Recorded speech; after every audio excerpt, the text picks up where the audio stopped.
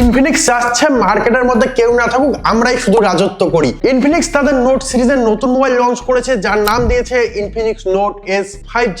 এই মোবাইলটির মধ্যে এত ফিচার্স ঢুকিয়ে দিয়েছে যা অন্য কোম্পানি কিন্তু স্বপ্নেও ভাবতে পারে না। স্বপ্নে তো দূরের কথা, তারা কিন্তু রিয়েল লাইফে জীবনেও করতে পারবে না, তো স্বপ্নেও তারা ভাবতে পারবে না।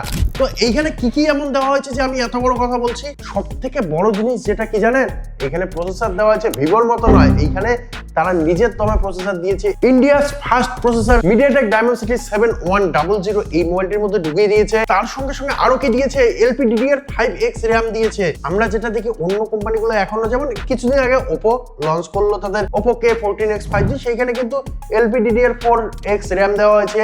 তার সঙ্গে সঙ্গে মিডিয়াটেক ডায়মেনসিটি 6300 দিয়েছিল, তো এইখানে কিন্তু 7100 দিচ্ছে। তার সঙ্গে সঙ্গে এইখানে কিন্তু LPDDR5X RAM দিচ্ছে ভাই। 6GB 8GB দুইটি র্যাম ভেরিয়েন্ট রাখছে। তার সঙ্গে সঙ্গে স্টোরেজও কিন্তু ডাবল, অর্থাৎ 128GB 256GB, যার যেটা দরকার কিনে নিন, কোনো সমস্যা নেই। কালার কম্বিনেশনও কিন্তু একদম দুর্দান্ত রেখেছে। দুইটি কালার দিয়ে বলেনি যে কোনো একটা পারচেস করো, এখানে তিনটি কালার দেওয়া হয়েছে, লুনার টাইটেনিয়াম, তার সঙ্গে সঙ্গে সিল্ক গ্রিন এবং স্টেলার ব্লু। তিনটি বাঘা বাঘা কালার দিয়েছে, যেগুলো যারাই দেখবে তাদেরই পছন্দ হবে। তো যাই হোক, খুব ভালো কাজ করেছে। তার সঙ্গে সঙ্গে এইখানে কিন্তু সাধারণ কোনো একটি ফোন বানায়নি, তারা কি করেছে জানেন, 3D কার্ভ ডিসপ্লে দিয়েছে। এখানে নর্মাল ডিসপ্লে, তার সঙ্গে সঙ্গে বেজেল যুক্ত ডিসপ্লে দেয়নি, 3D কার্ভ ডিসপ্লে দিয়েছে। অ্যামোলেড দিতে বলেনি, অ্যামোলেড ডিসপ্লে দিয়েছে 1.5K রেজুলেশনের সঙ্গে। তার সঙ্গে সঙ্গে এটাকে আলট্রা ক্লিন ডিসপ্লে বলা হচ্ছে, এবং ডিসপ্লে সাইজও কিন্তু কম সম নয়। এইখানে 6.78 ইঞ্চের বিগ ডিসপ্লে দেওয়া হয়েছে, এবং তার সঙ্গে সঙ্গে ডে লাইটে ইউজাররা ইউজ করবে সেই কথা ভেবে কিন্তু 4500 নিটসের পিক ব্রাইটনেস দেওয়া হয়েছে, যেই জন্য খুবই ব্রাইট একটি ডিসপ্লে হবে। এবং অবশ্যই এই ডিসপ্লেটি একটি পাঞ্চল ডিসপ্লে, সেই water drop notch, you shape notch, ওই সমস্ত কিছু কিন্তু এখানে ইউজ করেনি। কম দামি কোম্পানি হলে কি হবে ভাই, তারা এইখানে 5 হোল ডিসপ্লে ইউজ করেছে, যার মাঝখানে 2-3 এমপির ক্যামেরা নয়, এখানে 13 এমপির সেলফি ক্যামেরা দেওয়া আছে। এবং পেছনে কিন্তু ভাই নর্মাল কোনো ক্যামেরা নয়, ডুয়েল 50 মেগাপিক্সেলের ক্যামেরা দেওয়া হয়েছে।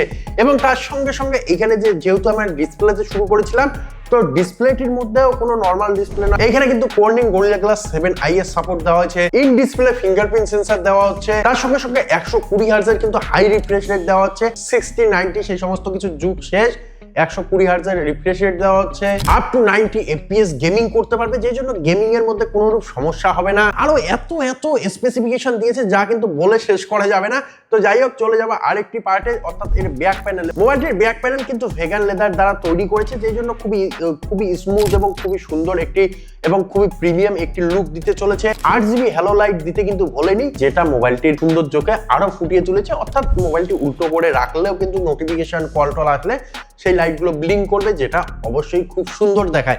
যেহেতু এইখানে একদম নর্মাল টাইপের লাইট দেওয়া হয়, যেগুলো চোখেও লাগে না, কোনো রকমের কোনো হার্ড লাইট দেওয়া হয় না, সফট লাইট ইউজ করা হয়, সেই জন্য খুবই দারুণ একটা ফিল দেয়, সেই জিনিসটা এইখানে করেছে। এবং আরো কি করেছে জানেন, JBL কে এখানে তারা ঢুকিয়ে দিয়েছে।